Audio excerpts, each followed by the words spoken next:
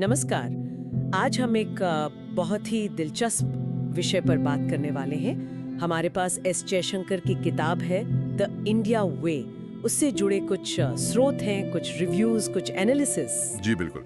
और ये जो स्रोत हैं ये हमें किताब के अलग-अलग पहलुओं की एक झलक देते हैं। मतलब किताब का असल आइडिया क्या है, लेखक क्या सोचते हैं, इसकी क्या अच्छी बातें बताई गई हैं और हाँ, कुछ आलोचनाएं भी हैं। हाँ, और ये भी कि आज के समय में ये कितनी रेलेवेंट है। बिल्कुल। तो हमारा इरादा यही है कि इन अलग-अलग सूत्रों को थोड़ा जोड़ कर देखें, एक पूरी तस्वीर बनाने की कोशिश करें कि भाई ये किताब भारत की विदेश नीति, उसकी स्ट्रैटेजी और ये जो दुनिया इतनी अनिश्चित सी है, उसमें भारत के लिए क्या चुनौतियां हैं, क्या मौके हैं, इस सब के बारे में क्या कहती है। हाँ, चलिए कोशिश करते हैं समझने की ये किताब क्या रास्ता दिखाती है भारत के लिए। चलिए तो फिर शुरू करते हैं। पहले किताब का थोड़ा परिचय और लेखक का नजरिया समझते हैं। तो ये किताब है the India way, strategies for an uncertain world. 2020 में आई थी। एस जयशंकर, जो अब हमारे विदेश मंत्री हैं, उन्होंने अपने डिप्लोमेटिक अनुभवों के आधार पर लिखी है। पर ये सिर्फ अनुभवों का ब्यौरा तो नहीं है ना? नहीं, बिल्कुल नहीं। स्रोतों से ये बात तो साफ लगती है कि इसका मकसद जरा बड़ा है। ये सिर्फ पॉलिसी बनाने वालों के लिए नहीं है। कोशिश ये है कि जो विदेश नीति है, दुनिया की राजनीति की उलझनें हैं, उनको आम पाठक तक पहुंचाया जाए, आसान भाषा में। अच्छा। और एक खास बात जो सामने आती है वो ये कि ये आज की चीजों को भारत के अतीत से जोड़ने की कोशिश करती है। जैसे महाभारत का जिक्र है, कौटिल्य का अर्थशास्त्र। ये सिर्फ नाम नहीं है, इनको आज की चुनौतियों के संदर्भ में रखा गया है। मतलब इतिहास से सबक लेना आज के लिए। और स्रोतों में ये भी है कि किताब का टोन काफी आत्मविश्वास से भरा हुआ लगता है, एक मजबूत भारत की तस्वीर। हाँ, आत्मविश्वास तो है, लेकिन वो सिर्फ हवा हवाई नहीं, उसमें एक तरह का यथार्थवाद भी है, रियलिज्म जिसे कहते हैं। स्रोत यही बताते हैं कि लेखक मानते हैं कि भारत की ताकत बढ़ रही है, इच्छाएं बढ़ी हैं, लेकिन वो दुनिया की सच्चाइयों को, पावर पॉलिटिक्स को नजरअंदाज नहीं करते। मतलब उम्मीद भी है पर पैर जमीन पर है। ठीक है, तो एक कॉन्फिडेंट, रियलिस्टिक भारत। पर ये कॉन्फिडेंस जमीन पर कैसे आएगा? मतलब किताब क्या रास्ते सुझाती है, क्या मुख्य रणनीतियां हैं? देखिए, एक जो सेंट्रल आइडिया है जो बार बार आता है वो है आत्मनिर्भरता, सेल्फ रिलायंस, खासकर टेक्नोलॉजी और डिफेंस जैसे जरूरी क्षेत्रों में। आत्मनिर्भरता? हाँ, लेकिन इसको सिर्फ मेक इन इंडिया का फॉरेन पॉलिसी वर्जन समझना शायद ठीक नहीं होगा। स्रोतों के हिसाब से ये भारत की जो पुरानी सोच है ना, अपने ऊपर निर्भर रहो, उसको आज की टेक्नोलॉजी और जियोपॉलिटिक्स के हिसाब से देखने की कोशिश है। और यहीं पर वो महाभारत वाले उदाहरण आ जाते हैं जिनका आपने जिक्र किया था। स्रोत बताते हैं कि कृष्ण के फैसलों का हवाला दिया गया है। ये सिर्फ कहानी सुनाना नहीं है शायद। नहीं, बिल्कुल नहीं। वो उदाहरण है कॉम्प्लेक्सिटी समझाने के लिए कि कूटनीति हमेशा सीधी लाइन में नहीं चलती। कई बार मुश्किल चुनाव करने पड़ते हैं, नैतिक दुविधाएं होती हैं। और किताब सिर्फ आत्मनिर्भरता पर नहीं रुकती। दूसरा बड़ा मुद्दा है जो बड़ी ताकतें हैं, अमेरिका, चीन, उनके साथ संतुलन साधना और साथ ही पड़ोसियों के साथ रिश्ते ठीक रखना। अच्छा। यहाँ एक जरूरी कॉन्सेप्ट आता है जिसे स्रोत कहते हैं बहुसंरेखण, मल्टी अलाइनमेंट, या फिर कह लीजिए रणनीतिक स्वायत्ता, स्ट्रैटेजिक ऑटोनॉमी। ये बहुसंरेखण सुनने में तो बड़ा अच्छा लगता है। मतलब किसी एक के पाले में नहीं जाना, अपने फायदे के हिसाब से सबसे रिश्ते रखना। पर क्या ये करना आसान है? स्रोत इस पर कुछ कहते हैं, इसकी मुश्किलों पर। हाँ, ये सवाल बिल्कुल सही है। और स्रोत बताते हैं कि किताब मानती है कि ये रास्ता आसान नहीं है। ये फ्लेक्सिबिलिटी की बात तो करती है, लेकिन इसके लिए बहुत होशियारी चाहिए। दुनिया पर नजर रखनी होगी, बदलते हालातों में तेजी से फैसले लेने होंगे। ये एक तरह की लगातार चलने वाली डिप्लोमेटिक एक्सरसाइज है। किताब रिस्क लेने की बात भी करती है, लेकिन आंख बंद करके नहीं, सोच समझकर, कैलकुलेटेड रिस्क। और इसमें कौटिल्य और पानीपत का भी जिक्र है, जैसा स्रोत बताते हैं।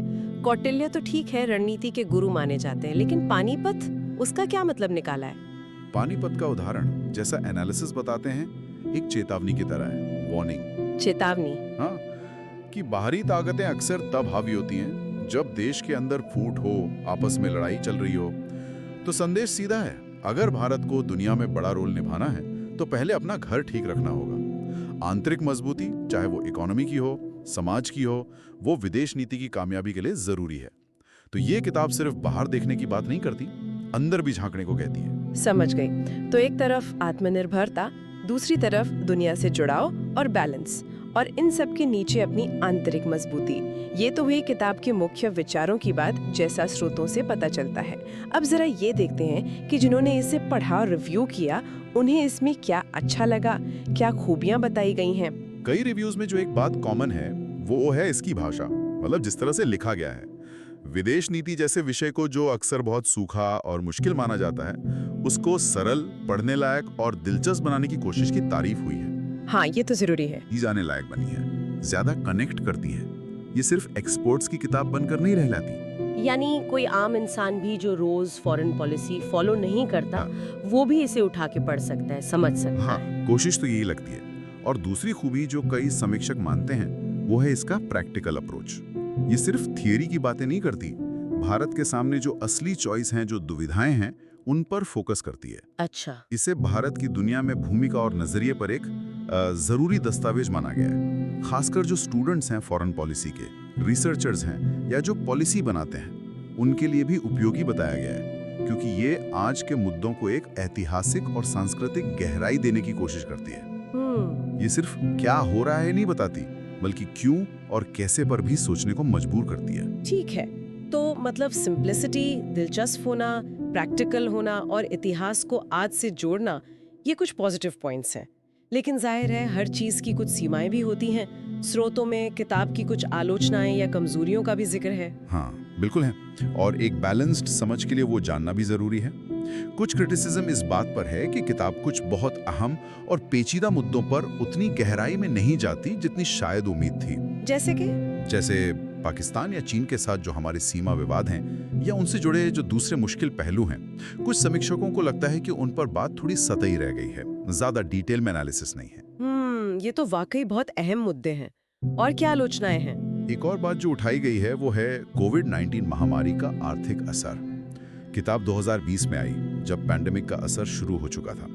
तो कुछ रिव्यूज कहते हैं कि ये जो इतना बड़ा संकट आया, उसके जो लंबे समय तक चलने वाले आर्थिक नतीजे होंगे, दुनिया की व्यवस्था पर जो असर पड़ेगा, उसका एनालिसिस किताब में उतना नहीं है। अच्छा। इसके अलावा कुछ आलोचनाएं थोड़ी पॉलिटिकल नेचर की भी हैं। किस तरह की? बिना कोई साइड लिए। कुछ समीक्षकों का यह मानना है कि किताब काफी हद तक उस समय की जो सरकार थी, उसकी सोच और नीतियों को ही आगे बढ़ाती है।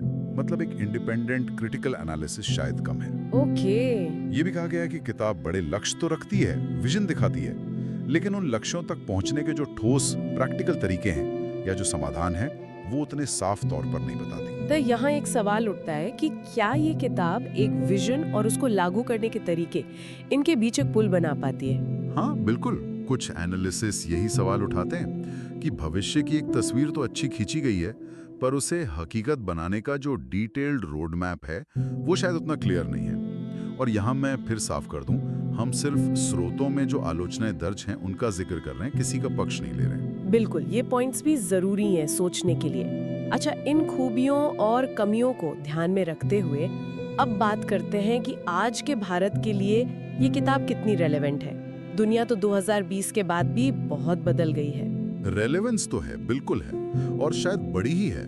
देखिए, स्रोत इसी बात पर जोर देते हैं कि जिस अनिश्चित दुनिया की बात किताब के टाइटल में है, वो अनिश्चितता तो कम हुई नहीं, बल्कि और गहरी हो गई है। हाँ, ये तो है। चाहे वो यूक्रेन का युद्ध हो, या सप्लाई चेन की दिक्कतें हो, या टेक्नोलॉजी की नई चुनौतियां, ऐसे में भारत जैसे देश के लिए अपना रास्ता खोजना, अपने हितों को साधना, ये और भी जरूरी हो गया है। इसका मतलब ये हुआ कि किताब में जो सिद्धांत बताए गए हैं, जैसे वो स्ट्रेटेजिक ऑटोनॉमी, मल्टी अलाइनमेंट, सोच समझकर रिस्क लेना, वो आज भी उतने ही या शायद ज्यादा ही काम के हैं। हाँ, बिल्कुल।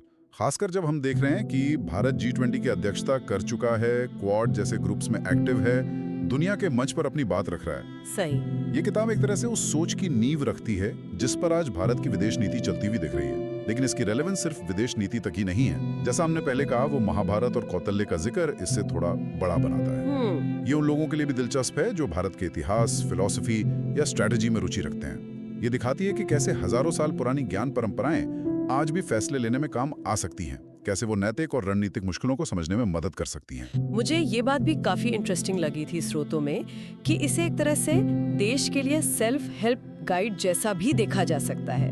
ये सिर्फ दुनिया को समझने की बात नहीं है, बल्कि खुद को यानी भारत को कैसे बेहतर बनाया जाए, इस पर भी जोर है।